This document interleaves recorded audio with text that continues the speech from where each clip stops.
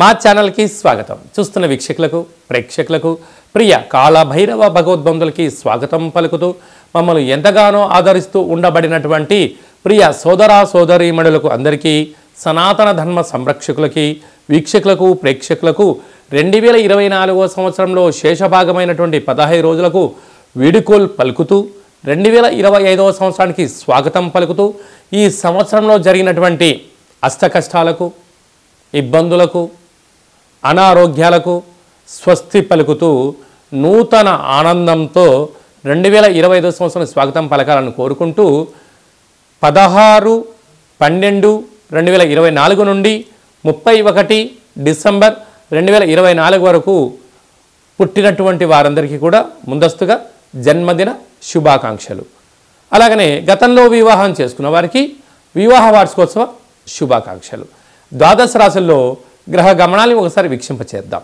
మేషరాశి వారికి డిసెంబర్ నెలలో ద్వితీయార్థం అనగా 16వ తారీఖు నుంచి 31వ తారీఖు వరకు ఆంగ్ల సంవత్సరానికి వీడుకోలు పలుకుతూ కొత్త సంవత్సరానికి స్వాగతం పలుకుతూ ఎలాంటి విధి పాటించడం వలన యోగం కలుగుతుందో ఈ వీడియోలో తెలుసుకుందాం. మేషరాశిలో ఏ నక్షత్రాలు వస్తాయనగా అశ్విని నక్షత్రంలోని 4 పాదాలు, భరణి నక్షత్రంలోని 4 పాదాలు, కృతికా నక్షత్రంలోని 1 పాదం కలిపితే మేషరాశి అవుతుంది. చాలామందికి పుట్టినటువంటి కాల సమయంలో డేటా బర్త్లు లేనటువంటి వారికి పేరు యొక్క మొదటి అక్షరాన్ని అనుసరిస్తూ ఆ రాశిని తెలుసుకునే ప్రయత్నం చేద్దాం.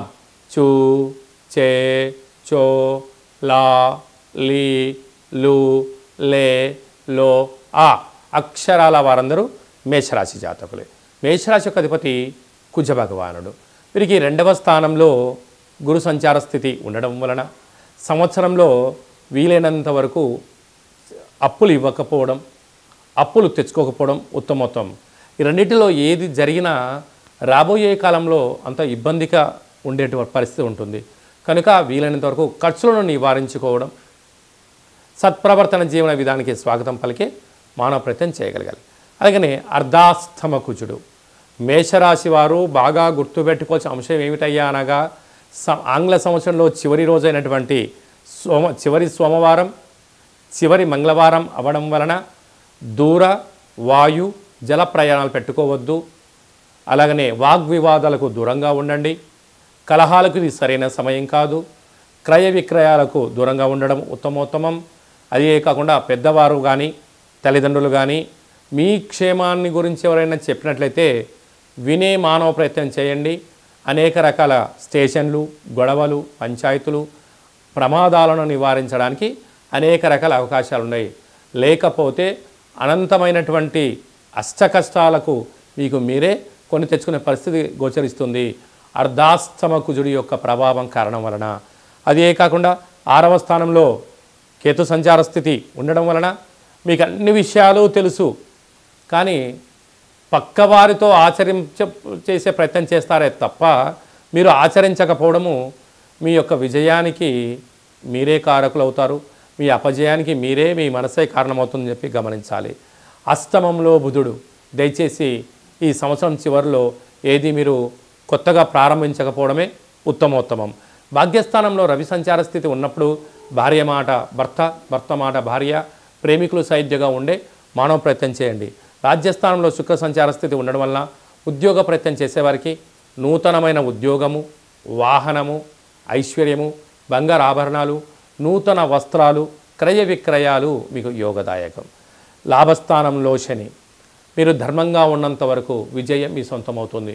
వ్యయంలో రాహు. దయచేసి చెప్పుడు మాటల చేతని, వీకెండ్ పార్టీలని, వీకెండ్ వినోదాలని ఈసారి పెట్టుకోకపోవడం ఉత్తమోత్తంగా భావించగలగాలి.